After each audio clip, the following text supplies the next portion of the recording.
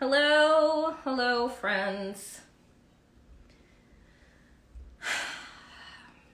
Hello, everyone. Hello. Thank you for rocking with me with the time change for today. Hey, Matthew. It's a busy day. And I will tell the Woke AF patrons that I just interviewed Dr. Fauci, who will be on tomorrow's show. So if you are not a patron, then you should totally check me out at patreon.com/wokeaf. So I'm not even going to waste time to ask you all how you are feeling, because I feel like shit. So we're just going to jump right in. If you would like to share, as usual on Woke Wednesdays, to tell me how you feel right now, use your emoji in the emoji spot. But I gotta tell you folks, let me just go in, because I don't have a ton of time today, but I got time for this administration. And frankly, apparently I'm the only one that actually gives a shit, because when I watched everyone's fucking responses to the State of the Union last night, you would have thought that Jesus Christ himself had fucking come down from the clouds and gave the most miraculous speech to end all speeches. I'm like, were we watching the same fucking thing? Did you all watch the speech and think to yourself, oh my God, this is the best that we could do? I like the way that I'm going to pick apart the fuckery that was put out yesterday by this administration, and folks are going to come for me and they're going to keep telling me what they've been telling me on Twitter, which is that Danielle, what we can't be divided. We must be together. We must be united. Well, listen to me. I don't unite around bullshit. Okay? I don't unite around fuckery. I'm not going to tell people that you need to continue to give your votes to people who want to talk about funding the police. I will get to that point in a minute, because I need to start at the beginning. So let me start here. Let me start here, folks, and I had to fix the camera. If I look crooked or twilted, I don't know. So let me start here. Joe Biden starts off the State of the Union talking about the situation in Ukraine, right? And rightfully so. There is a war. There are tens of thousands, hundreds of thousands, I think it's like 80,000 people that are at the border of Poland right now trying to flee Putin's war. And I won't call it the Russian war, because the Russian people are not fucking behind him. He just doesn't give a fuck about the Russian people, much in the same way that Republicans don't give a fuck about our democracy. So Biden starts out the State of the Union talking very tough talk and aggressive about the ways in which, Putin has united the free world behind NATO to protect the Ukraine people and all of these things, and that it is important, and we're doing these sanctions, and we're going after the oligarchs, and we're going after their yachts, and we're going after their real estate investments, which, by the way, are all around fucking Central Park. That we're going after this, and we're not going to stop until we bring this down. Let me tell you how I sat on the couch that is behind me and if I had daggers that could have shot out my TV screen, I said, so you got all this motherfucking smoke for Russian oligarchs? Where's the smoke for the American oligarchs? Right? And what do I mean by that when I say, where is the smoke for the American oligarchs? So here's the thing. Who the fuck do you think funded the 1/6 insurrection? Who the fuck do you think was spending their millions of dollars, because they are multi-billionaires, like the fucking Murdochs, right? Like the Cokes, or the one Coke that's left? Who the fuck do you think was behind the insurrection? They had chartered fucking buses that were rolling from Texas, from Tennessee, from Florida, from Georgia, all the way to Washington, D.C. Where do you think that those buses came from? Right? They had people staying in these hotels, this, that, and the other thing. This was the operation, the insurrectionist operation was not funded out of people's own pockets. It was funded by the fucking American oligarchs that are funding fucking Fox News, that fund the Republicans, that fund Donald Trump, that fund every single way, right, to destroy our democracy. But nobody is following their money. I have said since the fucking insurrection, since the beginning, I said, where did these buses come from? Who funded this? Right? You had these full-on stage on the ellipses, right? And you had them talking about, yes, go get them. Go march up to those steps. Go take your country back. Follow the fucking money. Follow the money. But we don't do that here. And do you know why? And here's the thing. Here's the kicker, folks. So let me tell you the truth, because unlike the other journalists that you will listen to, unlike the other cable news outlets, right, who are fed, right, who get their money and their ratings from these same fucking people. Do you know why they won't go after the American oligarchs? Do you know why the announcement came down today that the Department of Justice is going to start seizing all this shit and everybody's applauding Merrick Garland? Because Democrats and Republicans are funded by the same motherfuckers. That's why. That's why they're not going to go after the billionaires, because they would be hurting themselves. You see, it is very easy to do an investigation, to do some fucking accounting forensics, to follow and see who was talking to who when, who delivered money to the Oath Keepers, to the Proud Boys, to all of these things. But you see, they're the same fucking people that are putting money in the pockets of the Joe Manchins and the Kirsten Cinemas and the fucking Bidens. Right? So do not get it twisted and think like, oh my God, that's right. We should be doing X, Y, and Z. I wonder why nobody's doing it. Nobody's doing it because then you would have to understand and you would be told that these same people who we want to take down and see as evil are the same people that fund both sides. Do you know why they fund both sides? So that they can have either party in their fucking pocket. That's why. So that they don't have to make a decision between, right, who is in power at what time, because they just run in checks. That's why. So the American oligarchs, right, when the Supreme Court decided in 2010 to make corporations people, when they decided not to do anything about the vast amount of money that is in politics, when they just said that it's limitless, this is who they were setting up for. The American oligarchs. We don't follow the money because the money tells the truth. And the reality is we don't want anybody to know the truth. Because if you know the truth, if you were actually empowered to ask the right questions, right, then all of a sudden you're like, wait a minute, where did you get your money from? Wait a minute, are you actually representing my voice or are you representing your own special interest, right? So every time that I'm sitting down and I'm listening to these people want to point and get all hot up in the chest. Biden was hot up in the chest about Putin last night, wasn't he? And I said, where's that smoke for Trump? Where's that smoke for McCarthy? No, because you found it within yourself during your State of the Union fucking speech to still call Republicans your friends. Are you dumb? Are you fucking dumb? What is it that Republicans have to do to not be called your friend? Because they tried to hang their own vice president, right? They tried to hang Mike Pence. That was the chant that they were doing. That's why there was a guillotine that was built on the steps of the Capitol building. But Joe Biden sitting in front of a gallery, right? A gallery filled with people where half of them wanted to dismiss your election even after they were hiding under desks. But these people are your friends? How is it that you think that you are going to get Democrats that are on the fence to fucking vote for you when you don't even know who your real enemy is? Enemy is not just about foreign, right? It is also, in the oaths that you took, it was about protecting foreign and domestic. The domestic fucking terrorists are sitting in the fucking chamber and you're calling them your friends. And then you want to turn around and ask for my vote? You're dumb. Right? Why would I give it to you? Folks, you know,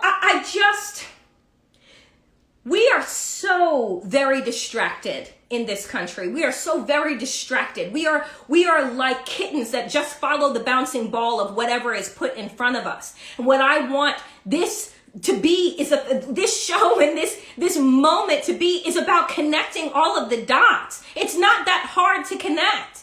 I've been saying, like, you know, we've known that Putin was going to move into Ukraine for a long time. I think that there's a bigger reason why Putin moved into the Ukraine now, right? Like why this action was taken now. Why one of the first targets that they went after was Chernobyl, right? Like why that happened now. Then all of a sudden, right? Because I have people that tell me, oh, Danielle, you're a conspiracy theorist. This is not right. Okay. So I said, there's bigger reasons behind what Putin is doing. You don't think that this motherfucking madman decided and calculated the calculated risk that he was taking? And people are like, oh, well, he didn't think that the world was going to come up behind him. What if what we think that Putin is interested in acquiring is actually not what he's interested in acquiring? Has anybody ever thought about that? Oh, yes, there were people that thought about that because they wrote a New York Times article that I just dug up that said that, did you know this, that you understand that most wars, right, are fought because of money and power, right, and access to thereof. Do you know that Ukraine is one of the biggest producers in Europe of lithium? Do you know that lithium is used for batteries? And in this transition that we are making to try and move away from coal, you know, the thing that King Cole in the Senate, Senator Manchin wanted to vote against in the Clean Energy Act, in the Green Act, you know how, because he doesn't want that because it would take money out of his pockets. Do you know that the Ukraine president, right, that President Zelensky was getting ready to dish out very expensive permits for other countries to start to mine away at the lithium so that they could become one of the sources of fucking clean energy, right? So if Russia, on top of the Middle East, are one of the biggest, right, the biggest producers of oil, and right in your neighboring country, the country that you used to own, in that neighboring country is 500,000 tons, conservatively speaking, of lithium that is going to be used to power most things in the future. And then they would then turn this little dusty country into an actual superpower. What do you think somebody who is sitting on a bunch of oil that is actually a depleting fucking reserve would do in order to secure their resources? I'm not a rocket scientist. That's not rocket science. That's just connecting the fucking dots, folks. Like, there is more than meets the eye that is transferring right now. But here's the thing. We have all this energy and all this fucking smoke for Russia. And I still say, where is the smoke for Republicans that have put out 400 voter suppression laws, that are putting targets on the back of LGBTQ plus youth, that are getting rid of Roe v. Wade, which we're just waiting on that final nail in the coffin in June when the Supreme Court makes their decision, that we have a climate crisis, we have all of these things. But if you listened to that State of the Union last night, the State of the Union seems totally fine. Right? It seems totally fine. There's nothing to be alarmed about. Except, of course, if you have eyes and ears and aren't a fucking moron, if you're not a political ostrich burying your head in the sand in the hopes for some form of normalcy, wake up, folks. It's not normal. What we are living in and what we are existing in. And now we have the Democratic Party, who is also part of the motherfucking gaslight. Joe Biden had an opportunity last night to lay out the facts. I thought about this. I've been thinking about it all day. I said, self, so here we are. We have Joe Biden coming out hot and heavy for Putin. We have him laying out all the ways that America is big and bad and, you know, not to be messed with and carry a big stick and do all that jazz, right? He could have easily made the transition into talking about the threats that we face at home. He could have easily said that we are living at an extraordinary time in our world's history. That right now we are seeing in real time fighting that we have not seen in Europe since World War II. And that we also here in America are seeing threats that we have never seen before in our lives. Right? In our lifetime. That not only are we fighting against the invisible threat of fucking COVID, right? And the politicization and the denial thereof of that. But we are also facing a very real threat about the security of our elections and our democracy and about our future. Right? You can do these things in parallel. Stop treating the American people like we are a bunch of fucking infants and don't understand what is what.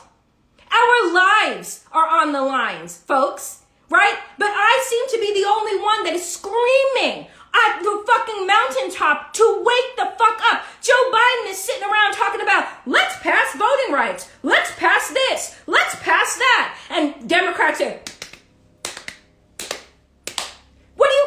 for, bitch? You haven't passed shit in the Senate. Schumer, sit the fuck down. Sit the fuck down. What have you done? You passed a COVID relief package that was along party lines, but you didn't bring that shit up last night either. You only passed an infrastructure bill with a slim margin, but you didn't bring that shit up either. You wanted to call in Republicans and say, look what we can do together. How many times does somebody have to slap you upside the head for you to realize that they are not your fucking friend? Right? You saw Democrats stand up cheering, chanting USA, USA, while Republicans were sitting on their fucking hands. Because you know who the fuck they're cheering for? Putin. Do you know whose fucking flags they are waving? Russia's. So if you actually want the American people to be on your side, to be on the side of right, then maybe you want to tell them and you want to lay out, when you have the world's fucking attention, you want to lay out the threats that we are facing both abroad and at home.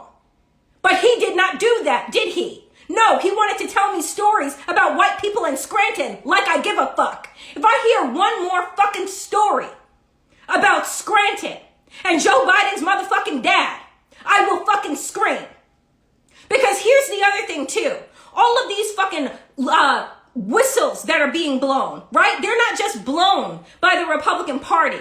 When they're because see, the Republican Party is telling you outright, I'm only here for white people's comfort. And anything that makes you uncomfortable, we're going to go after. You see, that's what Republicans are saying right now. But you see, what Democrats are doing on the fucking sly right now is talking about, the working class. It's talking about jobs. But they ain't talking about jobs for people that look like me. They ain't talking about jobs for people that look like you. No, because they're still living in some imaginary 1950s land where the white man is leaving with the hard hat and the hard fucking lunchbox while the wife is holding the baby, waving to them on the way out the fucking door. Bitch, wake up. It is 2022. Right? And you're still feeding me the same fucking bullshit that you fed me in the 20th century?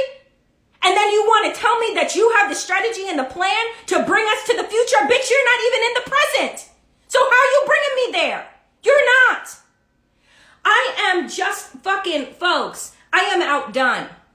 I am outdone. My rage is not performative. I literally am outdone. I lose fucking sleep on a regular basis because I'm like, the people that have the power to actually make real change, or at least wake people up so you don't go marching in a slumber to your fucking death, that at least you have the power, right, to actually fight, right? If we're going to go down, I want to go down fighting, but I can't do that if you're telling me that my enemy is still my fucking friend. Do you see what I'm saying? You're sitting there in the fucking chamber with people who stood in that fucking chamber to delegitimize your election, and you didn't use this opportunity to call them out. Instead, you want to talk about, we're not trying to defund the police, we're trying to fund them. Bitch, what? I swear to God, if my television wasn't expensive, I would have thrown it out the fucking window when he said that shit. Fund the police, and then he didn't just say it once. He said it 3 fucking times. Fund the police, fund the police. Because funding racism works. Because all of these fucking trainings, bitch, we've been training these cops up and down the fucking block and they still shooting black people in the street dead like we're fucking dogs. But you want to talk about funding them. Do you know what the budget is of the New York City Police Department? NYPD's budget looks like $6 billion fucking dollars. I said with a B. Okay? But you want to talk about we need to resource them like they're walking around with what? Holes in their socks? No. We saw exactly what the federal government's resourcing looked like in Ferguson when Mike Brown was laying dead in the fucking street for 4 hours. Right? When instead of covering a teenage boy's body, that they decided to roll out tanks. And we all looked around and said, oh shit. Where the fuck did those tanks came from? They came from your fucking pocket when you funded the Pentagon with all of their fucking toys. And then they said, oh my God, we have so much to play with. Let us go share. And then they turn around and they use it on you. So you want to scream from the top of your lungs, we need to fund the police? Fuck yourself. That's how I feel. That's how I felt last night when I saw that. I felt for Ahmaud Arbery's fucking mother. I felt for, every single fucking black parent, black person that has had to stand up in front of a fucking microphone with tears coming down their eyes because we are so comfortable in this country with black pain.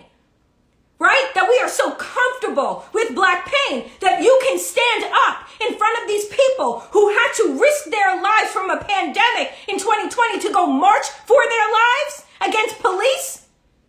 Miss me with it. And then you want to turn around and say that I don't have any options, I don't have any choice about where I put my vote? I can put it in the fucking trash. That's where it can go. Because you've never done anything for black people, for people of color in this country that we haven't had to do ourselves. You haven't funded a fucking thing, right? Without apologizing to white people for doing so in the first fucking place. Right? And even right now, so let me transition from just focusing on America's anti-blackness to now focusing on the world's anti-blackness that we are seeing play out in the midst of this aggression by Putin in Ukraine. The stories that are not being covered by mainstream media, the stories and the holdings of black babies that are standing out in fucking freezing temperatures, the stories of black people that are walking for 12, 13, 14 hours because they were told to get off of the bus and make room for white people. This ain't Jim Crow, but that is exactly what Ukrainians are doing, right? It was fine for you to live beside people that look like me, right? But then the moment that you need to get the fuck out of Dodge, this is what you do? Telling black people to walk with infants, walk pregnant, leaving luggage behind, and then when they do, after hours, after exhaustion, on top of the tragedy of war, on top of losing everything that they had, then you want to add racism to fucking boot? And then our media do nothing but make their stories a fucking footnote? Again, Biden had an opportunity last night to call on his NATO friends and say, we are all with the people who are fleeing. That means that you should not be discriminated against in your time of fucking need. He had an opportunity to do that, but didn't, because let us not offend white folks. Let us not make them feel uncomfortable. Let us not, this is what journalists do. This is what mainstream media does. There's a bigger story here. We can't just focus on race. We don't even know if that's true. Right? This is the shit that happens in newsrooms. Oh, yeah. We'll put it at the end of our story. We'll put it at the end of our segment. Right? If we mention it at all. You watch the clips from BBC, CBS, MSNBC, CNN, of all these reporters saying, it's not like this is happening in Iraq or in Afghanistan. This is a cosmopolitan city this is happening in. Dog whistle. It's a white ass city with white ass people, and we don't expect white people to ever suffer. We're comfortable with black and brown suffering. We're comfortable with the fact that our extraction and oppression has caused civil conflict in these places, right? But we bear no responsibility. Meanwhile, I'm like, did you all forget where the fuck World War I and World War II happened? It didn't happen in the Middle East. Your fucking cities and countries have been shelled out by people who look like you. But you find time for racism. My God, isn't it exhausting? Right? Isn't it exhausting? Your country is under attack, but you find time for racism? When I saw the foreign minister from Ukraine say, it's blue-eyed, and blonde hair people that are fleeing. Do you understand that the motherfucker that was saying that had brown hair and brown eyes? Do you understand how pervasive, anti-blackness, how pervasive white supremacy is, that you don't even mention your own reflection in the characterization of a story about your own country? But you're still using the blue-eyed blonde? Isn't that what Hitler said? Folks, I gotta tell you, there are days, and this week is a string of them. This week is a string of them when I am physically physically outdone by what is happening. And, you know, when I watched last night, I got to tell you, because let me tell you, this pageantry, this fucking pep rally that they wanted to do, did you notice how tepid the applause by our black vice president was when that white motherfucker was yelling, fund the police, fund the police, fund the police? Did you notice that she was like, I hope ain't nobody watching this that I know? Everybody's watching. Everybody's watching the fact too, Joe Biden and the Biden administration, that you only find time to go deliver the vice president to the American people as a fucking prop, right? Where's the vice president been? Saw her with the announcement of Judge Brown Jackson, right? That was important. It was important to trot out the vice president when there's another black woman so that we can say, look at history. Look what we've done. Let's break our arms patting ourselves on the back. Where's the vice president been before that? Where's she going to be after that? Because I haven't heard from her. I put her on a fucking milk carton. I'm so tired of the tokenization and the self-congratulation, right? That these white people do, and it doesn't fucking matter whether they are Republicans or Democrats, because this is actually a time when I will both sides a motherfucker. Because it is actually both fucking sides. You use us. You abuse us. And then you turn around and you tell us that we have nowhere else to go. So might as well come and give us your vote. I am just, you know, folks, I got to tell you, I am unimpressed. I am unimpressed and I am unenthused. And I have made my career and my life about democracy. I have made my career and my life about seeking justice, whether it's in the policy realm, whether it's in the media space, right? And I am done. So imagine those people that were already on the fence, right? Imagine those people, you know, the millions of people that didn't vote in 2016, that didn't vote in 2020. Imagine how the fuck they are feeling right now. That State of the Union was bullshit. And what I said on Twitter yesterday, I will say it again here in my closing. The State of the Union is this: 400 voter suppression laws across the country. The State of the Union is multiple anti-trans bills, not only in Florida and in Texas, but in 17 other states around the country. The State of the Union is women and people with uteruses not being able to access reproductive health care in about a handful of months. The State of the Union is the fact that we are facing a climate crisis that no one is paying attention to and dealing with. And the same week that we are watching the aggression escalate in Ukraine, right, is the same week that a climate report came out and basically said that the planet is fucked and nobody cares. It got no news. The State of the Union is trash. That's the state of the fucking union. That's the fucking truth. Did I expect Joe Biden to get up there and say that? No, but I expected more than what the fuck I got last night. I expected more in terms of actually articulating who the real threat in this country is.